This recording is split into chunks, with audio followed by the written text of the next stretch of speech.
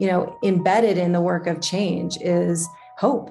Without that little flicker, there is no change.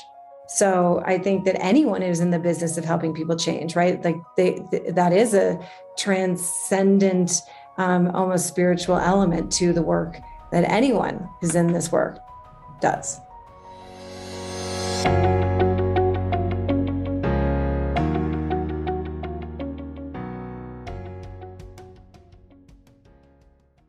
Hi. Hi. How are you? I'm so well. I'm intrigued by this whole setup. I love it. Well, it's a pleasure to meet you. Who are you? My name is Sasha Heinz, and I am a developmental psychologist. And my degrees are in developmental psychology and positive psychology. And I practice as a coach. Wow. Yeah. Developmental psychology. Have you ever read the book, The Drama of a Gifted Child? I actually have never read it, but I know it. It's a book about why we do what we do. And when I read that as a young man, it changed my entire life. And the fact that you're developing. Tell me why? Because you felt that in some way you felt seen, or you felt you related to it? Well, exactly. It's a book that kind of explains why human beings do what they do. And the fact that you're a developmental psychologist, I know why the producers put us in touch, because, I've spent, I'd say, the past 2.5 decades trying to understand myself and trying to understand humanity and people.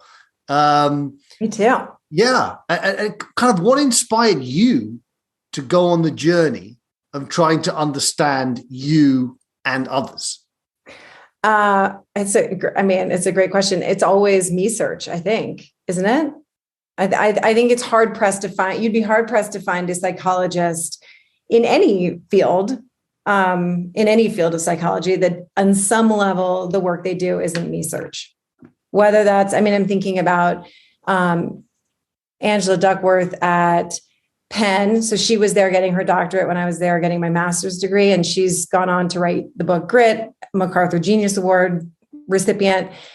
And so much of her research on grit was about her trying to understand to what extent does IQ factor into long-term achievement and success versus effort and perseverance and passion and all of these other qualities. And so, that was the beginning of her research, started there, but it really was, and she talks about it in her book, and she, talks about this frequently about how her dad would say, you're no genius.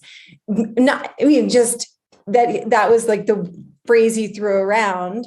And this question of, well, how much does just sheer IQ have to factor in? Is it the most important thing? Or are there other human characteristics that are more predictive of long-term success? So that's sort of the beginning of her research. And you think about that's me search. It's always me search. Indeed. I think you're right. I think for me, that's how I started. I don't have any PhDs, but I've read lots of books. I kind of try my best to understand myself. Yeah. A question I have for you is, why is it that there are so many people that actually don't look to do any me search, don't look at what's truly going on inside? Why is that? That's a very interesting question. I think that we can answer this question a number of different ways. Developmentally, I think you can think about it in terms of adult development. And, most adults are not fully functioning in the sense that they're not really engaging with a particularly mature mindset, a mature lens, so to speak. The way that they think is rather socialized. That they've been given a set of rules and they believe that their job is to master those rules and climb the ladder according to whatever the sort of social context that they live in, whatever those rules are. And it makes for a good citizen, but it doesn't necessarily make for a great leader. And, most I would, what's the statistics, like 60% of the adult population was in that sort of socialized mindset. So those that are in that socialized mindset are probably not, they're not particularly self-reflective. They're not necessarily asking questions like, why am I doing this thing that I'm doing? Beyond, well, it's the right thing to do, or it's what my parents, I learned this from my parents, and this and I'm sort of, doing the right thing, or, this is the best way to live. But it's the questions of like, well, why, and according to whom, and where did we pick up these ideas? And what do we deal with? How do we deal with the fact that other people believe different things and have different standards? What do we do with that? So, I think it has to do with psychological maturity. And I think on some level, like if, it is having some irritant, some friction, something that made one have to sort of question, like, whether that was, in my case, I think my interest in psychology, by the way, I realized I totally skirted around your question about like what got you into it by answering it about somebody else. But so I don't know. When I was a kid, I had a lot of learning stuff. I had a lot of like learning, diagnosed with learning disabilities and ADHD and all these sorts of things. And I didn't really feel successful as a student until I was older. And I think that shaped my fascination with like, what does it mean to be smart? What does it mean to be successful? Are there other ways? And this is sort of at the time in the 90s when there's a lot of research emerging around like multiple intelligences, different kinds of intelligence, and trying to understand, do you have to be one way? Are you only smart if you're smart in this one particular way that I think, academic settings are prioritized. And as a younger kid, I really wasn't successful in some of those like traditional academic ways. So I think that's always that's always been of interest to me. Like, what is it understanding about ourselves? Like, what are we good at? How can we be terrible at one thing and exceptional at another thing? And like, how do we live our life in with a deeper understanding of who we are, so that we can optimize or maximize our experience of life rather than just constantly being frustrated with ourselves. Yeah, it sometimes baffles me that so many people don't care who they are. They don't have any desire to kind of peel the layer of the onion. They don't have any desire to understand their pain. And maybe the pain hasn't got bad enough, right? Because for me, I probably wouldn't have cared about who I was if the pain, emotional pain, didn't get as bad as it got. Yeah. So you talked about, the word was socialized, right? Was the percentage 60%? Yeah. I mean, according to Robert Keegan at Harvard and all of the researchers on his team, I think he's done probably the most interesting theoretical work on adult development, which is what I focus more on, is adult development than child development. Okay. That's what the research shows, is that about 60% of people are what he would call a socialized mindset. And maybe even percentage is slightly higher than that. But yeah, that meaning that they're not fully functioning as an adult. That the stage beyond socialized mind is self-authorship. So self-authored mind, and then above self-transforming mind. But most adults are in that socialized mindset. And really the way of thinking about it would be, you're in a snow globe, you don't realize you're in a snow globe. And as we become more self-authored, we begin to wake up and say, oh, wait a minute. Like I'm in this little confined little snow globe, and we all think the same, and we're all kind of parroting the same ideas, and we all have the same social mores, and we all believe in the same sort of metrics of success. And I don't know why I believe these things, except I was just told to believe them. And we begin to sort of wake up from this trance in some way and recognize, oh, I am the author of my experience of life, that I get to decide what my values are, that I get to decide how I measure success. And that I'm the one, that I am self-authoring this experience, as opposed to sort of externalizing, whatever that reality is. That I'm only so good in terms, like, I'm only good in terms of how I'm doing by comparison.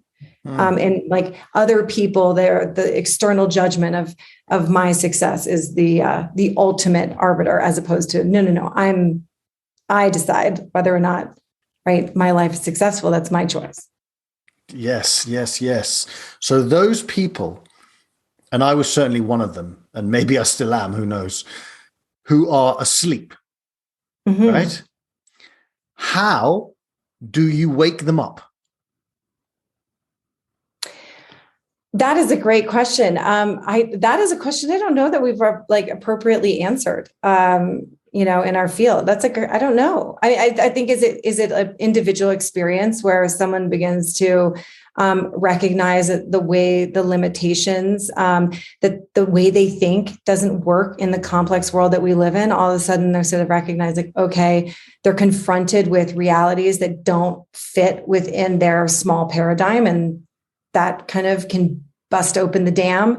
Sometimes it's recognizing that those that's some of the sort of confinement of those belief systems that they grew up in, maybe feel like they're holding them back, or they recognize that it's limiting what they feel is possible for themselves, and that maybe it's like they're just wanting to bust out of that feeling of that confined feeling, and then starting to question, like, are these assumptions that I'm making about the world, are they actually true?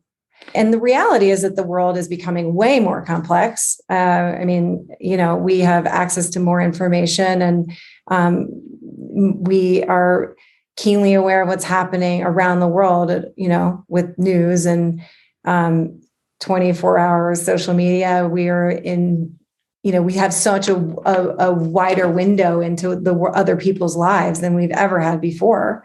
If you lived in a little town, you didn't really know what was going on beyond the limitations of your town. It wasn't necessary to know what was happening halfway across the world. So, we're dealing with a much more recognizing, like, oh, wow, the world is far more complex than we thought it was.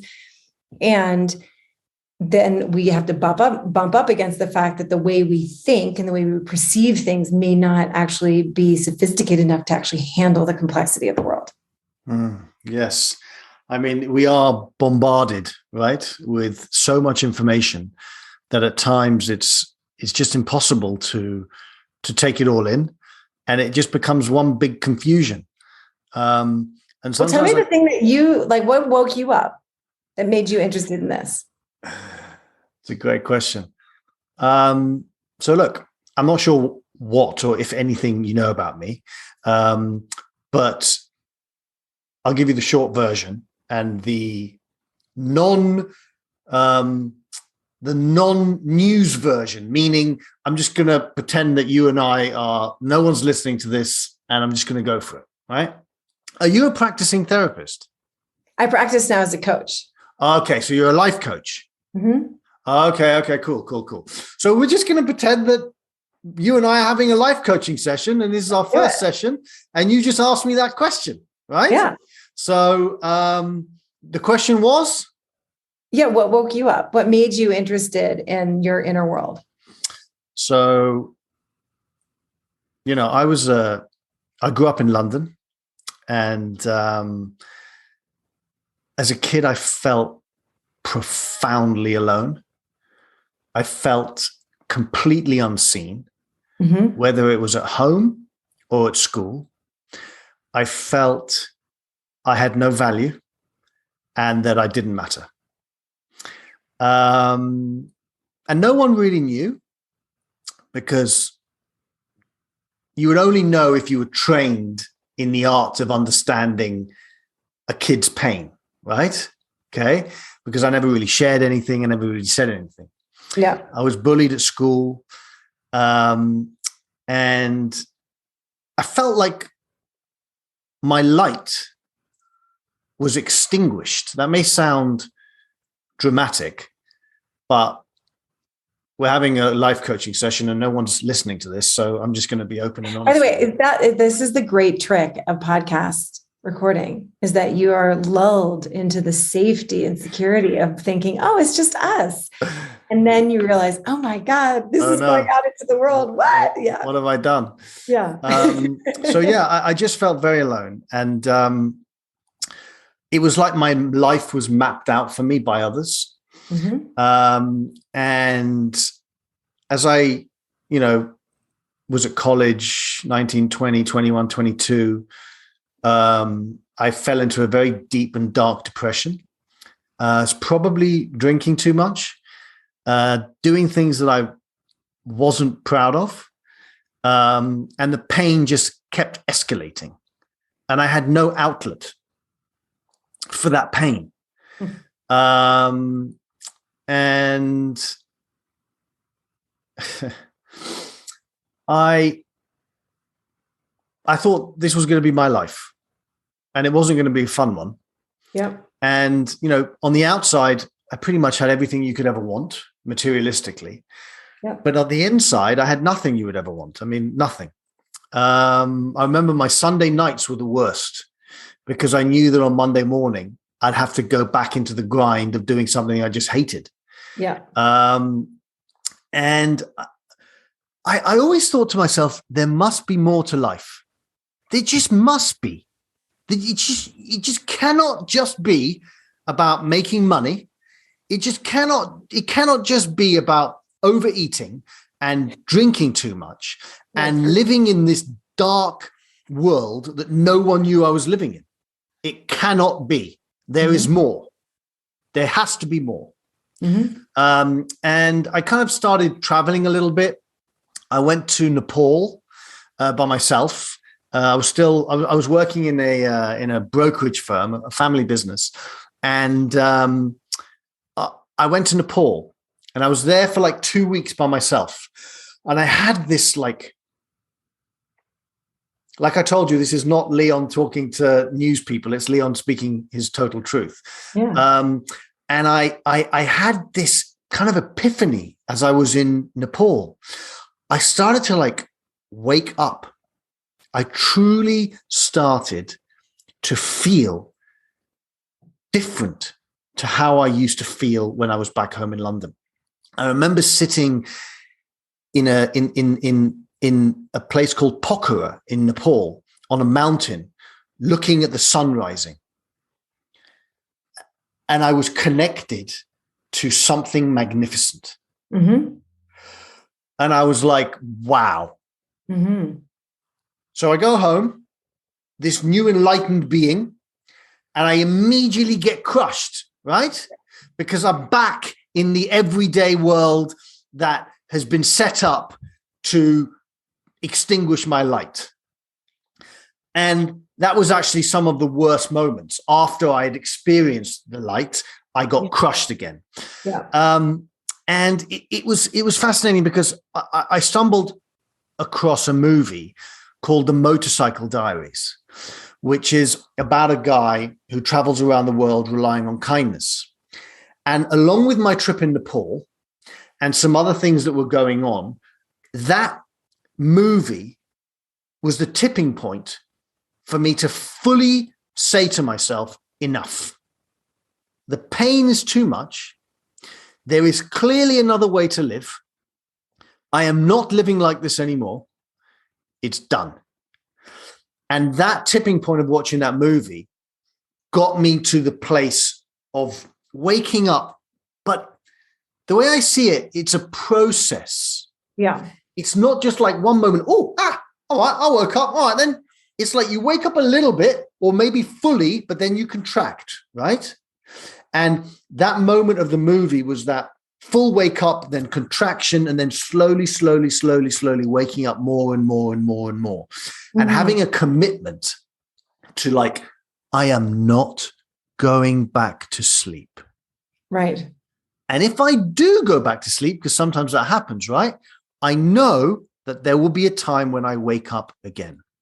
Because once you've woken up, there is no more going back to sleep, right? It is, yes, for moments you can From go that back point to on, unfortunately, the sleep becomes very uncomfortable. Yes, that's what I mean. Yeah. It But becomes then like, you have to figure out, like, how do I live in this waking place, which is also very disorienting. so that's an interesting question. How does one live awake, let's say, in a society where at least 60%, I would imagine it's probably more, are completely asleep? How do we do that?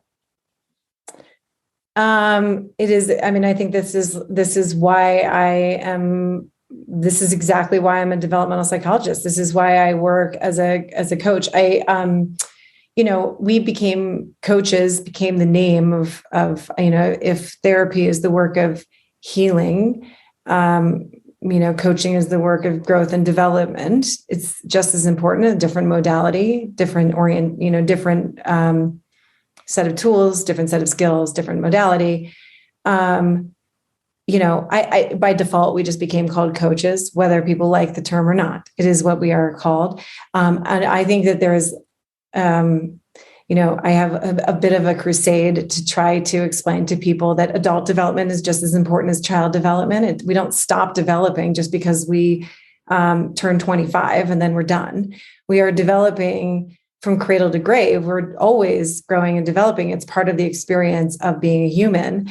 And we should be as actively engaged in it as an adult as we are, as children. The structure of childhood is set up to attend to these developmental milestones occurring. But the way that we engage with adulthood is sort of like, you're cooked, you're done, off you go. And that's it. So people then are like, I'm having a crisis at 40 and something's wrong with me. It's like, no, you're emerging into new developmental stages and there's no structural support for this as an adult. Nor is there really any discussion. And the way that we think about it in adulthood is really, quote unquote, self-help, which to some extent, I think is a pejorative description of the work of adult development. It sort of implies something's wrong with you and that you're someone who needs some sort of self-help. You need help, as opposed to, no, I'm engaging in the central task of humaning, and that is growing and developing. And you're either engaging with it or you're defaulting into it, right? So I think that we have not prioritized, like in terms of in the world, in the psychological literature, I think that, it's when my interest in positive psychology was to focus on, we've spent so much time in psychology focusing on pathology and disease and disorder, which is important. But what about, what it means to be the 80% walking wounded out there that are not diagnosed with some kind of, 20% on average at any given time is diagnosed with some kind of clinical, whether it's depression, anxiety, personality disorder, something else. It's high. It's not low. It's high. That still leaves the vast majority of people with no support, no help, no a psychology that doesn't actually address the needs of growth and development, but it's addressing the needs of mitigation, right? So, I think that my interest is, how do we help move this conversation in a sophisticated way? I mean, we think about child development in an extremely sophisticated way, because what's happening to a child in those early developmental years is extraordinary. The kind of, psychological, moral, physical growth that's occurring is unbelievable. And then we're sort of like, okay, we're in adulthood, we'll just leave it to like self-help gurus. It's like nuts. And I'm not, by the way, I love me a motivational talk. Like, don't get me wrong. I'm like, I can get really pumped up and jazzed if I go to hear someone give a motivational talk. But I think, the work that people are doing, let's say in communities like AA,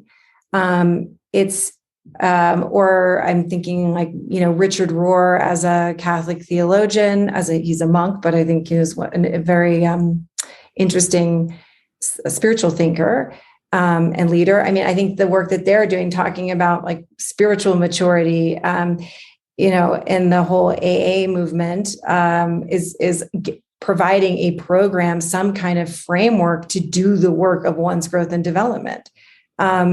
It's how does one live a good life? How does one live in alignment with their values? How do you do that daily, making those daily choices? Do you have the support to do that? Most people don't. And for those who don't, how should we inspire them, and what do they actually need to do to live a good life in as simplistic terms as you can? Well, I mean, I think one of the things that you touched on was your experience of, as how you talked about, your experience in Nepal, of this sort of feeling of awe, what you're describing as awe, this sort of transcendent, there's got to be more than this. Like this is a knowing, this is sort of inner knowing. I think it's, I'm not, my expertise is not necessarily in like the spiritual world, but I do think that there's this sort of ineffable aspect to people that change their life. Like, why was it that moment that they decided? I don't know. Why does someone in rehab, they changed their life, and their friend who's doing the exact same treatment program that they are, may have the exact same feedback from their family saying, hey, like if you don't change, you're going to lose everything. Like they have made the exact same stuff on the line. And one person manages to one day at a time change their life, and another person continues to relapse and have problems. Like, what is the difference between these two? I mean, I still think that this is very much like the black box for a psychologist. Like, why is it that on that very day, in that very moment, this one, it just, everything clicked, or there was this kind of extraordinary sense of, I get it. I see a possibility. I see a potential future for me that's different. And I have enough hope that it's possible that I'm going to go for it. And I'm going to actually do the uncomfortable things to try to change my life. I don't know. I don't know that we know. Have you ever had a transcendent moment? Yeah, I think I had a similar experience when I was in college, which interestingly enough, the research on spirituality is that there is this kind of open window at that time. I don't know whether it's brain development, but there is sort of this malleable, there's an openness, spiritual openness that occurs in that late teenage, early 20s time, which is sort of fascinating. Like, why is that? I don't know. But I had a similar experience where, I think that I was just struggling to live like I had an eating disorder. I was such a mess of a human being. And I think with drugs and alcohol, it's much more externalized, but for, people that have internalizing issues, right? It's like everything is their own little private hell. While people may have an idea, they're not fully seeing the extent of what the person's dealing with. So as you were describing, so this suffering and isolation, and then this total feeling of hopelessness. And I had, a number of interesting sort of like spiritual experiences where I think, God, like, what was the likelihood of that thing happening? Not high, not likely.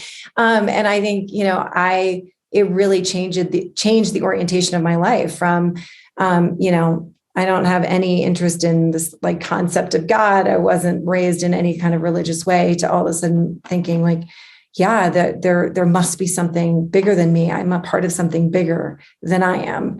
And in some way, like the enormous relief of this feeling of,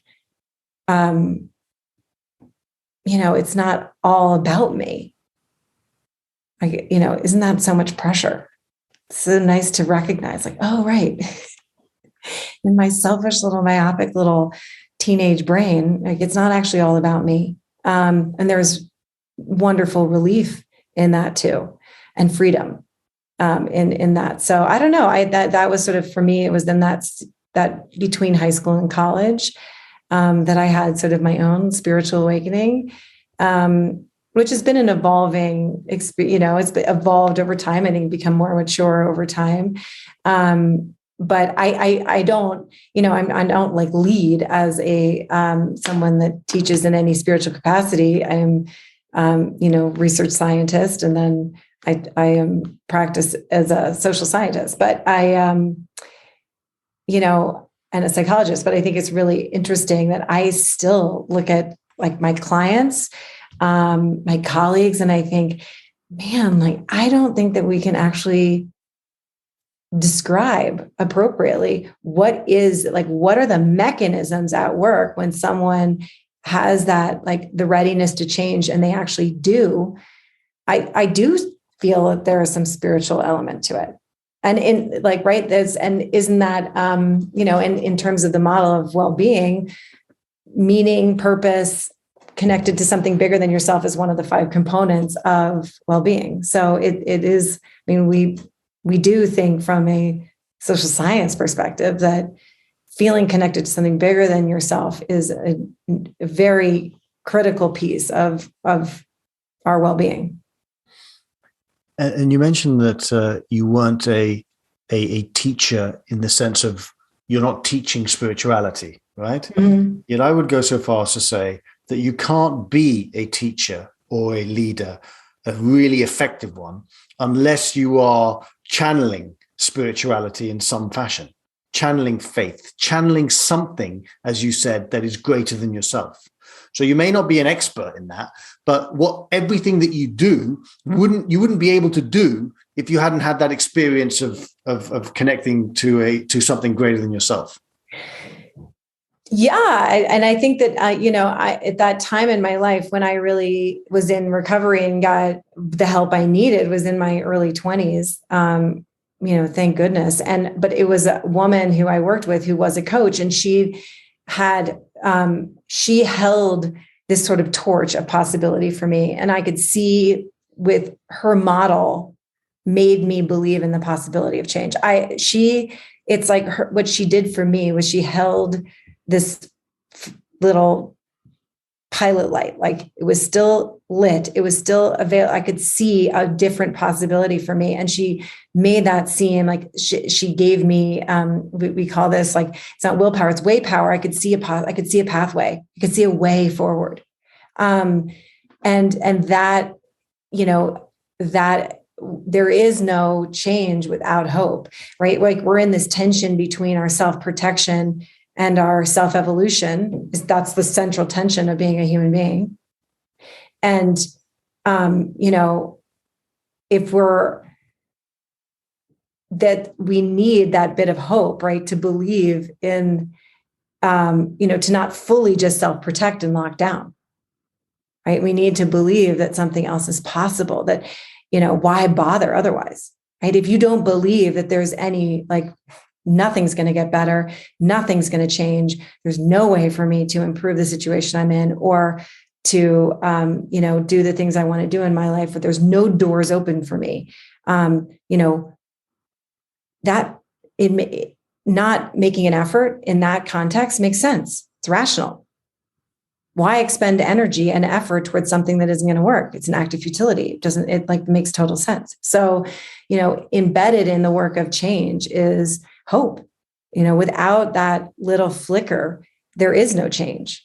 So I think that anyone who's in the business of helping people change, right? Like that is a transcendent, almost spiritual element to the work that anyone who's in this work does.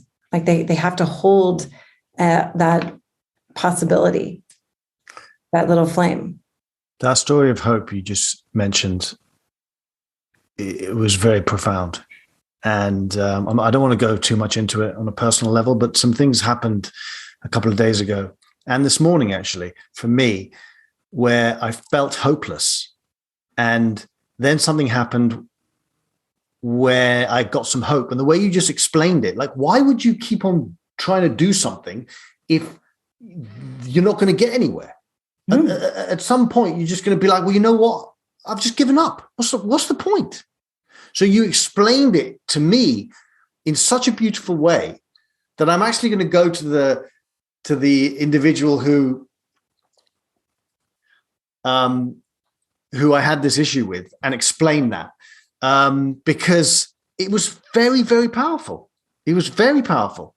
And I guess that leads to the next question, which is, do you know what my question was going to be? But you kind of answered it for me, but maybe you can answer it for someone else. By the way, doesn't this make you, it makes me have more compassion for people that you watch them and you're like, oh my gosh, why are you not making a change? Why are you continuing to do this over and over again? Or why are you not taking action to, like, because you have hope, you can see a possibility for them, but they can't see it. So, I think it also helps to have compassion for people. Like, people aren't choosing to not make their life better.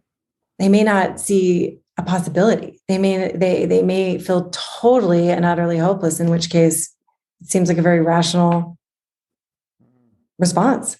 It does. Absolutely. It really, really does. And the question I was going to ask you is, how do you, it kind of changed because of what you just said, but how do you show the person who feels hopeless, understandably so, that there is in fact hope?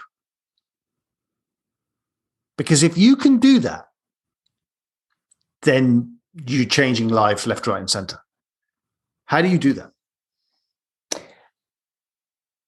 Well, I think that this is a call to every single person who is listening to this conversation at some point, that we have a great responsibility to the other people in our life to model hope. That every obstacle that you overcome, every challenge that you face head on and with courage to persevere. Every time you do something, little I impossible that feels impossible to you at the moment, but you give it, you go for it, try it. Like every little bit of that is, it's like, that's what keeps the hope alive for somebody else, because someone else watches you and says, well, if they can do it, right? Like you give them, and like, you just give them, maybe it's just like you crack a door open for them. Like, I don't entirely believe that it's possible for me, but maybe. And I think that we have a responsibility to each other in that way. Like, when people think my life doesn't matter, like nothing I do matters. I'm like, that's just not true. What you do matters profoundly. Everything you do like any time that you are engaging in your self-evolution, it's an act of hope. You are a living act of hope to somebody else. So, I think that we can get so mired in sort of the daily grind of our life. And on some level, we're profoundly insignificant. Our lives are like the blink of an eye and the grand scheme of things. And we have so little understanding of why we're here and what we're doing and what lies beyond, our tiny the little ball that we live in the universe. So, on some level, we're like profoundly insignificant and profoundly significant, right? Then we have to sort of hold both. But recognizing like everything we do matters. Everything we do matters to the people around us. It matters, when we make a hard decision to do something that, we don't necessarily want to do or feels challenging or hard, or we take an opportunity and go for it. It can feel like, who cares? I'm not famous, or I'm not making, I'm not making some impact on some global level, but these are like, the million points of light. And then this is what gives somebody else hope. Like, well, they did it. Well, that person was capable of it. And then we begin to see what's possible for ourselves because we see other people creating possibility for themselves, right? So there is this sort of enormous, like in that sense, we're all connected, right? It's like this enormous web of inspiration that's happening all over the place. So everybody's a part of it. Have you ever written a book? I have not written a book. You should write a book called The Hope We Give. The Hope We Give? Yeah. Actually, like the interesting thing about this, I do love to write, and that is a dream of mine, is to write a book.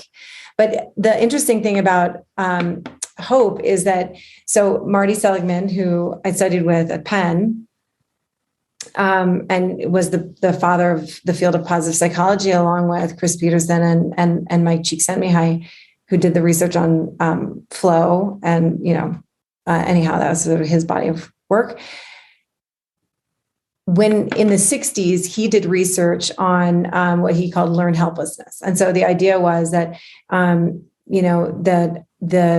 the dogs in this experiment had been given unpredictable shocks. And so the unpredictable nature of it made them kind of display, it made them actually, display symptoms of depression. So they became listless, they became apathetic, they stopped trying, and then sort of, became, they were like, the dogs were sort of not, once they opened the door, like not active, not wanting to, like, I'm not showing initiative in any way. So the theory was, like, for many, many years, 30 years, that longer than that, 50 years almost, the idea was, we learn, like, if our environment is so unpredictable, we learn to be helpless. We learn a sense of helplessness, like that nothing we do matters, that we can't actually, we're not an agent in our own life. So why bother? And this was sort of the idea that but in recent research that's emerged, Seligman actually sort of turned this whole theory on its head and said, actually, we got it wrong. It's not helplessness it's not the helplessness that we learn. Helplessness is actually the default state of the human being. Like, you think of a baby, right? Totally helpless, isn't an agent in their own life. It is what we learn in our development is we actually learn to hope. We actually learn to become agents in our own environment. And it's that which then allows us to innovate and create and become, masters of our own domain or environment. And so, he was like, actually, the interesting thing is, like, the magic of the human being is that it actually learns to predict things. It actually learns to have that sense of hope for something better in the future. And that is what makes human beings so unique. I mean, it's like he really flipped this on its head. So it's an interesting book called The Hope Circuit that he just published, I don't know, maybe 3 or 4 years ago. I must get it. I love reading, and reading books have saved me. But I will tell you that I feel that the past 45 minutes or so have been like a free coaching session for me. I'm serious. Right. It's like you actually, when you have like a moment of clarity, you gave me a moment of clarity. And that moment of clarity was when you said, why continue going down a road if you're going to get the same result time and time again? At some point, you're going to give up unless something changes. And I'm hopeful that people that listen to this, actually, no one's going to listen to this, right? This is just me and you having a conversation. I turned off the record button as I started talking about myself. That's not true. But I hope people who end up, listening to this podcast maybe have their own moment of clarity, right? Maybe have their own free coaching session, and maybe it makes them realize that there is nothing wrong with sharing your pain. There's nothing wrong with speaking to someone that happens to be wiser than you in a certain section of life. And that is part of who we are as human beings. We need community, yet we don't speak to anyone. And then we're like, oh, we're suffering, we're in depression with this and that, but I'm not going to talk to a coach, or I'm not going to talk to a therapist because I'm just not going to do it. Instead of being like, ooh, there's something wrong, I need to share it. The coach is cleverer than I am and wiser. Let me share it with them.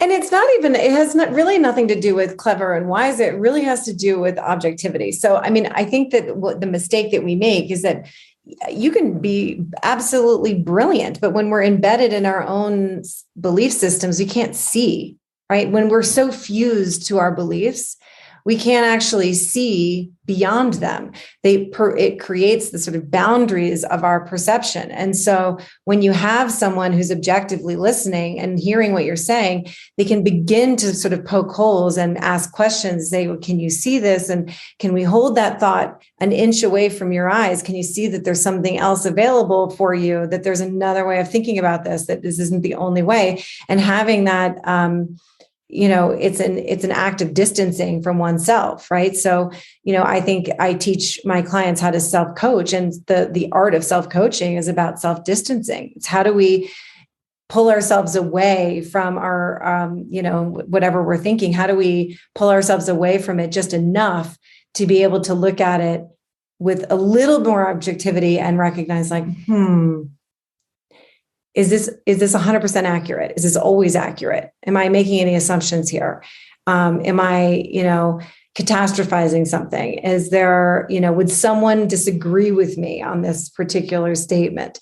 And when we start to investigate and question our thinking with a little bit more objectivity, that's precisely the work of adult development, is that we're actually beginning to, what we call having a theory of mind. We're thinking about our thinking. Right. And we're not embedded in it. Like, we're not in the snow globe anymore. We're actually looking at ourselves in the snow globe going like, oh, isn't that interesting? Didn't see that before. Right. And that was your experience in Nepal, where you had this moment of like, hold on a second. What if there's another way? What if I don't have to believe that, my life has to be about, showing up at work, having a job, paying my bills, and that's all there is to it. Like, what if I actually believe something totally different? How would I live my life differently? Beginning to see those possibilities, right? And I think that's work that is very hard to do individually. It's really work that needs to be done in community, because you need other people to give you feedback, right? You need other people that are asking questions that you've never asked before, to push the limits of, those cognitive boundaries. And we all have them. You said something, you said there's another way. And I'd love people to truly hear that, because there is another way. And, it's on us to find that other way. Right. And sometimes the best way to find the other way is to connect with someone who, as you say, is objective, a coach, a therapist, a friend, who can see beyond our own personal catastrophic thinking. Right. Mm-hmm. But there really is another way. Yeah. Like, you're modeling this right now. So, there are a lot of podcast hosts that deeply believe, like, I must be prepared. I've got to have my set of questions. I have to have done my research. And if I don't do my research and I don't have my questions, the interview is going to be a disaster. Okay. This is their belief system, and which is fine. There's nothing wrong with that. Okay. Then you've now done something totally different, which is, I'm not going to know anything about this person, and I'm going to show up and we're just going to talk. Okay. There's someone out there that's brain is exploding. Like, wait, what? That's allowed? That's not what? Right? Like, it seems completely unthinkable. And that right there is that's the developmental leap. That's the perspective shift of like, oh my goodness, I didn't see it before. But it's like, once you see it, you can't unsee it. right? So, and you doing this, then someone else is like, well, if we're going to like completely blow up the podcast format, then what else might I be, where else am I limiting myself? Where else could I shake things up or do something radically different? Right. And then you begin to actually see the world in a different way. You're looking for different possibilities. It's beautiful to be able to chat with someone that truly lives, that walks the walk, that embodies what you're saying. Your words are wise, but you're embodying it, right? And that was a lesson I learned many, many years ago from a very wise man. And he said, one has to embody the path, because if you are on the path, on two paths at the same time, one path is, oh yes, hunky-dory, but really you're not embodying it. You're not really living to your true essence, right? And we could literally go on forever. I sense that there's a kindred spiritness going on, right? Because of where you came from and where I came from, and how we found healing by going within and taking that healing that we went within and sharing it to as many people as we can. Right. So there's definitely a kindred spirit thing, which I find beautiful. And you're right. I've been on so many podcasts and they know more about me than I know about myself. And that's okay. It is what it is. But I wanted to have this conversation. I sometimes I share this on the podcast, but I wanted to have genuine conversations, a conversation with someone that I have no idea who they are, and truth comes out. Well, it's a true exploration, right?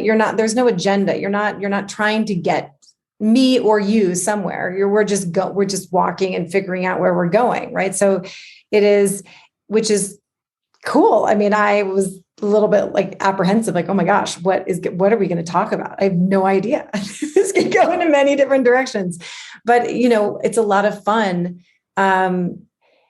When you begin to realize that there's so much freedom, that we have so much freedom with the way that we live our lives, and the way, and it feels, as you said, like that sort of feeling of my life is prescribed. And that is, it's so deadening, this idea of I've got to just do these things and ad infinitum, and I'm just going to check these boxes and then it's over for me. How can that be what our experience of life is intended? Is this not, it's we're sitting at the feast and we're eating graham crackers, So, I don't know if you have graham crackers in the UK. They're not. No, we do. Okay. Eating saltines, right? But there's so much richness and wonderful, delicious things to explore in life. And we're resigned to a life of it's just graham crackers from here on out. Right. And it's just not the way it has to be. It doesn't. And I'll leave people with the following, which is, once again, and I think I'm saying it again and again because it's so important. There is another way. If that is the only thing you get from our conversation, it's worth it. There is another way. Love it. Thank you so much. Oh, Truly, this is so fun. beautiful. Yeah, it was really lovely. I thank you. I love what you're doing. Much. Thank you. I mean, I know nothing about this guy, but I'm so intrigued by this concept. So I was I'm in. Let's do this. This is so fun. I love it. It's great. So what do you do? Tell me about what you do professionally now. So they didn't tell you anything about me. I mean, I have a brief, a little brief, but not much other than that. Yeah. So, I did a couple of shows where I took a vintage yellow motorbike and I circumnavigated the world relying on kindness, giving unsuspecting Good Samaritans a life-changing gift.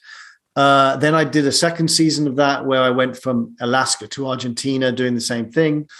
I did another couple of shows where I walked from Times Square to the Hollywood sign on kindness. Right. that kind of stuff. But now I give speeches, I write books. I'm actually working on a book about bravery, which is cool. Done quite a few things on kindness.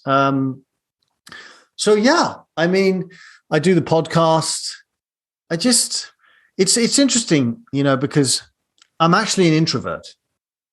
I'm quite happy to be by myself and not speak to anyone except for my dog for like 5 days. But my job makes me have to become extroverted, and I can do it. It's fine. I can connect. I can do it.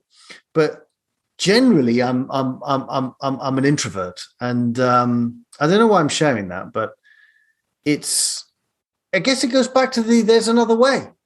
Like, I used to be so shy as a kid where I couldn't even walk down and have lunch with the other kids at school.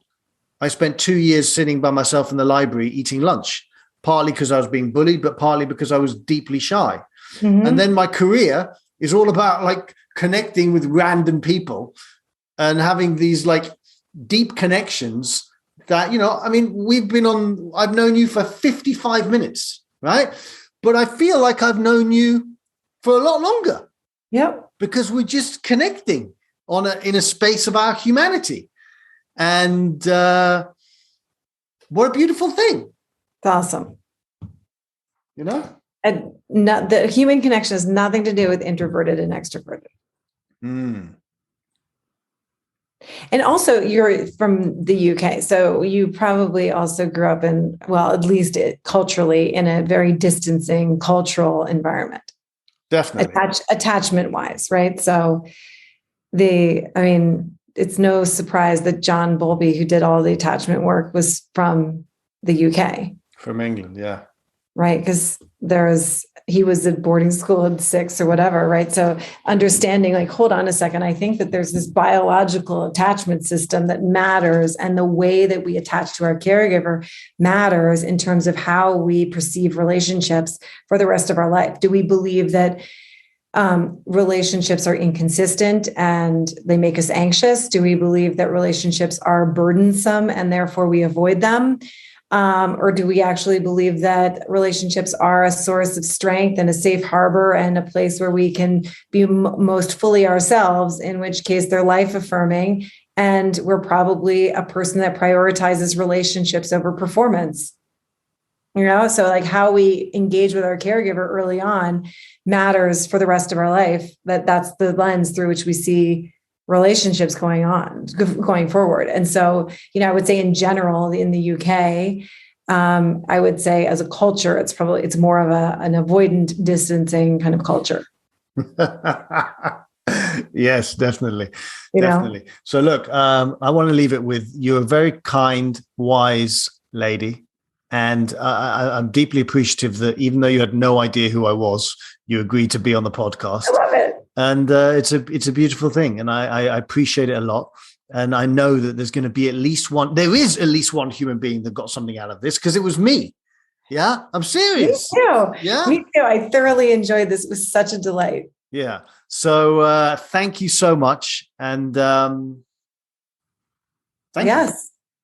Thank you so much, and see you in the future somewhere. Indeed. Who knows?